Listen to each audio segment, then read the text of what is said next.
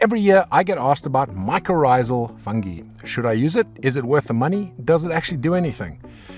I always give half an answer because the full answer takes more than 30 seconds. So today we're doing the full answer.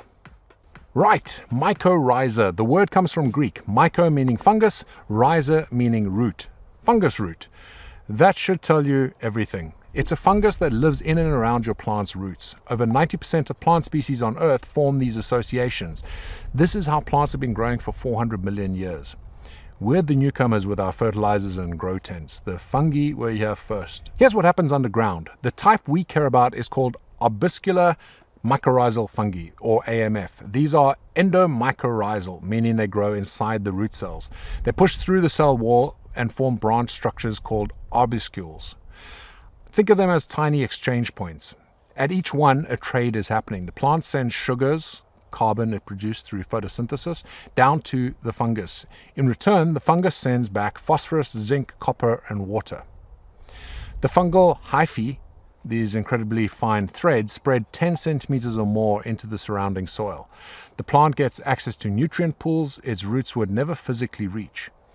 The fungus gets fed, and both sides benefit. So does it actually matter for chilies? Or is this one of those things that sound great in theory but doesn't show up when you look at the numbers?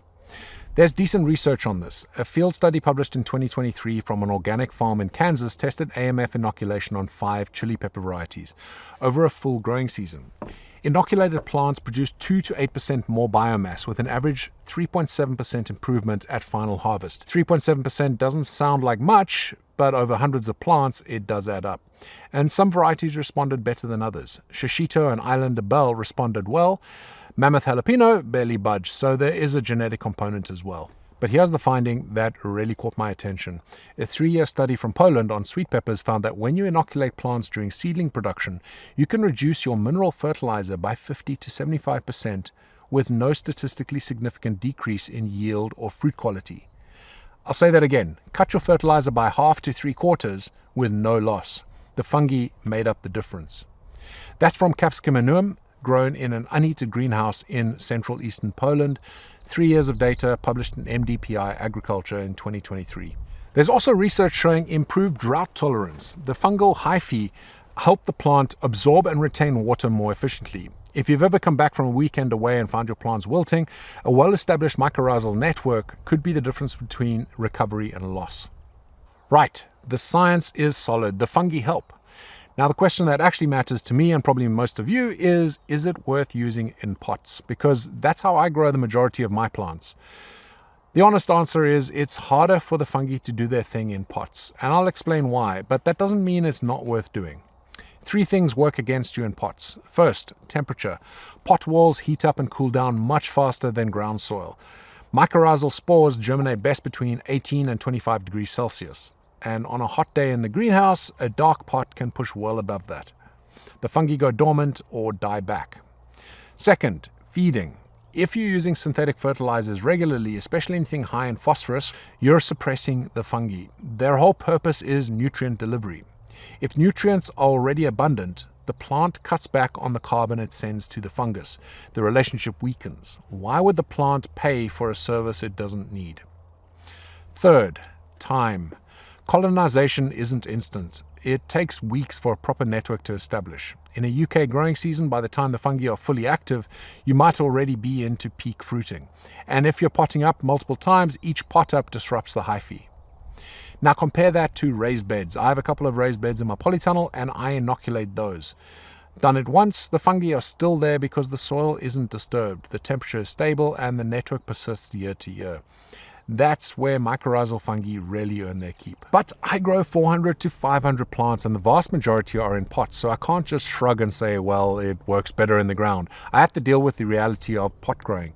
What I found is that the benefit in pots is real, but way more modest. And it depends on how you grow. If you're feeding heavily with synthetic fertilizers, you're likely suppressing the fungi anyway, and it's a waste of time. If you're growing in a rich organic mix and feed moderately, then there is benefit to be had. Either way, the cost is so low, it's hard to argue against using it. A tub lasts ages and you really don't need a lot of it. One practical tip, apply it directly to the root ball or into the planting hole when you transplant, not onto the surface. I do add it to my compost mix, but that's okay, but ideally you want it directly on the roots. The spores need physical contact with the roots to colonize, and sprinkling it on top is definitely a waste. One warning: check product labels. Some myco-mix products contain trichoderma fungi alongside the mycorrhizal species. Trichoderma is useful in other contexts, but it eats other fungi. If your product has 10,000 trichoderma spores per gram and 100 mycorrhizal spores, the trichoderma is going to eat the mycorrhizal spores before they've had a chance to actually do anything and colonize your roots. Read the label, know what you're buying. So, mycorrhizal fungi form a symbiotic relationship with your chili plant's roots. The plant provides sugar and the fungi provide phosphorus, water, and other nutrients. Research on peppers show yield improvements, reduced fertilizer needs, and better drought tolerance. Raised beds and ground soil, absolutely use it, and that's where it shines. However, in pots, still use it. It's cheap and it won't hurt, but keep synthetic feeds moderate. Apply directly to the roots and understand that the returns are going to be a little bit more modest. Right, if you've enjoyed this video, please hit the like button, and if you haven't already, please subscribe. And until the next one, thank you so much for watching, and stay spicy.